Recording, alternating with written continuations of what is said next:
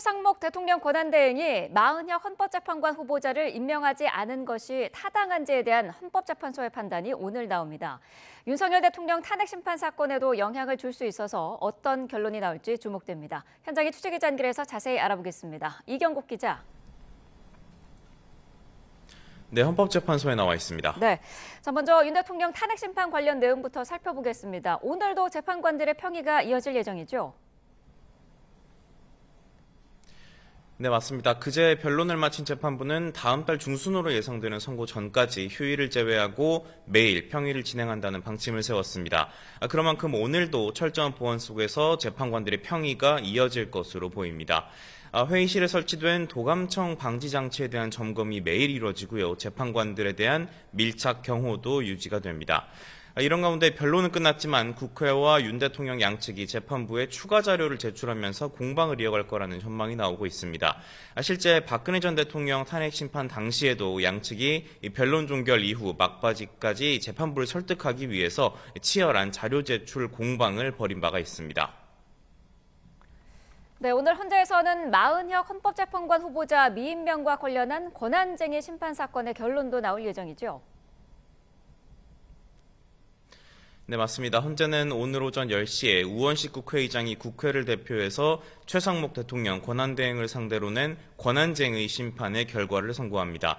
국회가 심판을 청구한 지 55일 만인데요. 앞서 최 대행은 지난해 12월 정계선 조한창 헌법재판관을 임명했지만 마은혁 후보자에 대해서는 이 여야 합의가 확인되지 않았다면서 임명을 보류한 바가 있습니다. 이에 우원식 의장은 최 대행이 국회 헌법재판관 선출권을 침해했다면서 권한쟁의 심판을 청구했습니다. 애초 지난 3일에 선고가 진행될 예정이었는데 최 대행 측이 이 우원식 국회의장의 심판 청구가 국회의 의결을 거치지 않았다고 주장을 해서 추가로 변론이 진행되기도 했습니다. 네, 이 사건에 관심이 쏠리는 이유는 윤 대통령의 탄핵심판 선고 시점과도 맞닿아 있기 때문인데 어떻습니까? 네, 헌재가 심판 청구를 오늘 기각하거나 각하를 할 경우에 재판부는 지금처럼 8인 체제가 유지가 되고요. 앞서 설명드렸던 것처럼 다음 달 중순쯤에 윤 대통령 탄핵 심판 결론이 나오게 될 전망입니다. 다만 헌재가 우원식 의장 청구를 인용을 하고 최 대행이 이 결정에 따라서 마은혁 후보자를 이 새 재판관으로 임명하게 되면 헌재는 9인 체제를 갖추게 됩니다. 이 경우에 기존 재판부는 이 새로 임명된 마은혁 재판관이 윤 대통령 탄핵 심판 평의 그리고 표결에 참여할지를 결정해야 합니다. 만약 참여가 결정이 된다면 그간의 변론 내용 숙지를 위한 갱신 절차를 밟아야 하는데 이 절차에 상당한 기간이 걸릴 수 있다는 관측이 많습니다. 다만 한 번이라도 변론에 참여를 했어야 선고에 관여할 수 있다는 분석도 있기 때문에 마은혁 후보자가 임명이 되더라도 기존 재판관 8인이 윤 대통령 탄핵 심판 결론을 내릴 가능성도 있습니다. 네, 오늘 법원에서는 비상계엄 사태와 관련해서 기소된 군 예비역과 경찰 수뇌부 등에 대한 재판도 진행될 예정이죠.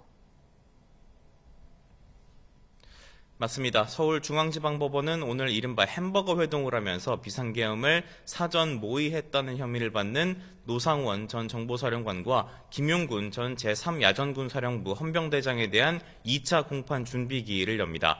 또 국회 봉쇄와 정치인 체포조 운영에 가담했다는 혐의를 받는 조지호 경찰청장과 김봉식 전 서울경찰청장의 2차 공판 준비기일도 오늘 오후에 진행이 됩니다.